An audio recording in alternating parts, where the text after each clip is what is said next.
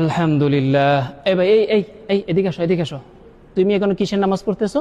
জুম্মার 4 রাকাত সুন্নত নামাজ পড়তেছি।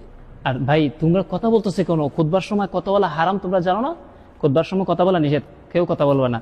আর ভাই তোমার কথাটা হচ্ছে জুমার যে 4 রাকাত কাবলুল জুমা সুন্নত নামাজ রয়েছে, সেটা যদি তুমি খুতবার আগে না পড়ে থাকো, পড়তে না পারো, তাহলে ফরজ নামাজ, জুমার যে ফরজ নামাজ রয়েছে সেটার সালাম ফিরানোর উপর আরো 4 রাকাত সুন্নত রয়েছে, সেই 4 রাকাত সুন্নত আদায় করার পর এই কবলুল জুমা 4 রাকাত সুন্নত আদায় করতে পারবা।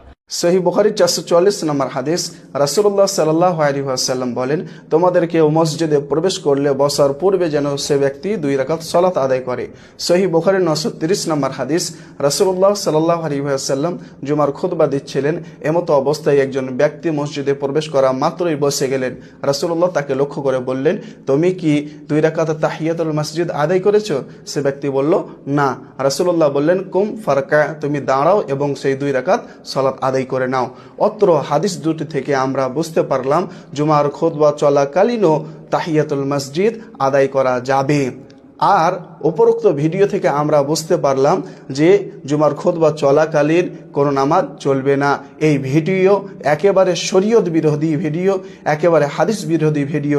এইসব ভিডিওগুলোকে রিজেক্ট করা দরকার।